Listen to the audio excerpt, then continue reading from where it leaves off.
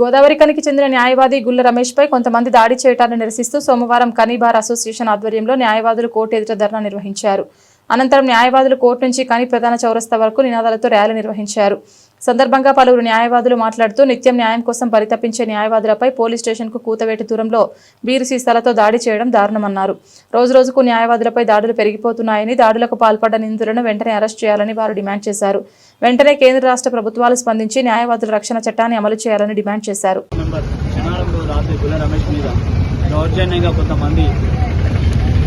దౌర్జన్యంగా కొట్టడం జరిగింది, మరి ఇతరులతో కూడా కొట్టడం జరిగింది. దానికి గాను ఆయనకు 3-4 గుర్తుపడి సీరియస్గా ఉన్నాడు. ఈ విషయం కూడా పోలీసు వాళ్ళకు చెప్పినాము. దాని విషయంలో కూడా పోలీసు గారు ఎఫ్ఐఆర్ చేశాను, కానీ ఎఫ్ఐఆర్ చేసి అరెస్ట్ చేయలేదు ఇంతవరకు. మరి మా కోరిక ఏంటంటే వాళ్ళని అరెస్ట్ చేయాలి, ఇంతవరకు అరెస్ట్ చేసి జైలు పంపించాలని కోరుకుంటూ, అట్లనే మా అడ్వకేట్లకు వాళ్ళని రక్షణ లేకుండా పోయింది మొత్తం గోదావరిఖనిలో. దాని మీద కూడా మన యొక్క గవర్నమెంట్, కాంగ్రెస్ గవర్నమెంట్ ఈరోజు మీకు కంపల్సరీ మన అడ్వకేట్ రక్షణ ఏర్పాటు చేయాలనుకుంటున్నాం.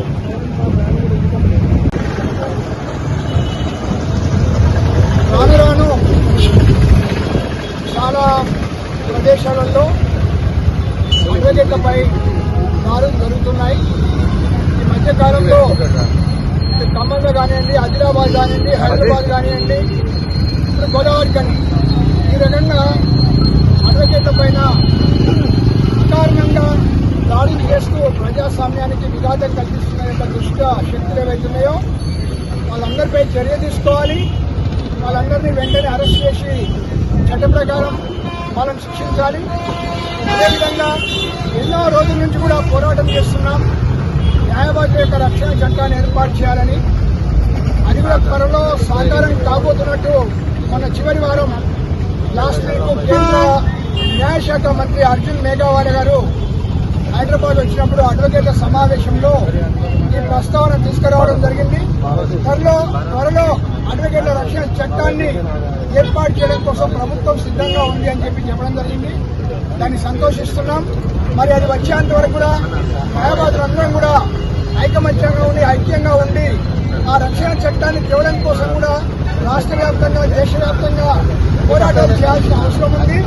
ఆ హక్కులను సాధించుకొని భవిష్యత్తులో ఇలాంటి దాడులు జరిగినా కూడా వెంటనే ఆ యొక్క దుష్ట మూకుల పైన వెంటనే చర్యలు తీసుకునే విధంగా ఆ చట్టాన్ని రూపొందాలని చెప్పి ఈ సందర్భంగా విజ్ఞప్తి చేస్తున్నాం.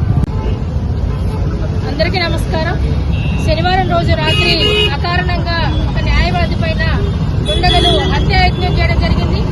ఆ విషయంలో గోదావరిఖని బార్ అసోసియేషన్ గా ఖండిస్తున్నాం. అలాగే కంప్లైంట్ ఇవ్వడం జరిగింది. 24 అవర్స్ అయినా ఎఫ్ఐఆర్ అయిన తర్వాత కూడా ఇంతవరకు అరెస్ట్ చేయని పరిస్థితి మనం చూస్తా ఉన్నాం. గత కొంతకాలంగా న్యాయవాదుల పైన దాడులు అనేకం జరుగుతూ ఉన్నాయి. దాన్ని ఖండిస్తూ న్యాయవాదుల రక్షణ చట్టాన్ని వెంటనే అమలు చేయాలని కోరుతా ఉన్నాం.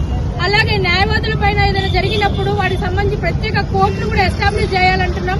అది కూడా ఇంతవరకు చేయలేదు. దీని విషయంలో కేంద్ర రాష్ట్ర ప్రభుత్వాలు చిత్తశుద్దితో పనిచేయాలని చెప్పి, అలాగే న్యాయవాదుల పైన దాడుల్ని నిరంతరం జరుగుతూ ఉన్నాయి కాబట్టి ప్రజలు కూడా అవేర్నెస్ తో న్యాయవాదుల సంక్షేమం కోసం మీరందరూ కూడా కృషి చేయాలి. న్యాయవాదుల పైన దాడులు జరిగితే న్యాయ వ్యవస్థ మీద దాడులు జరిగినట్టుగా గమనించాలి. న్యాయవాదుల యొక్క వైఫల్యాలు ఏమీ ఉండవు.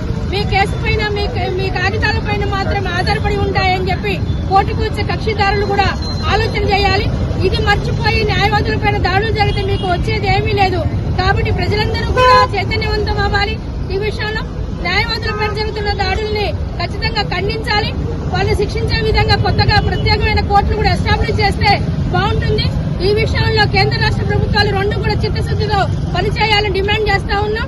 గోదావరిఖని బార్ అసోసియేషన్ ఆధ్వర్యంలో ఈ రోజు పిలుపుగానే పెద్దపల్లి జిల్లా మొత్తం కూడా బంద్ను పాటిస్తా ఉన్నాయి. వాళ్ళందరూ కూడా గోదావరిఖని బార్ రక్షణ తరఫున అలాగే ప్రత్యేకంగా కూడా వాళ్ళకి ధన్యవాదాలు తెలియజేస్తా ఉన్నాం.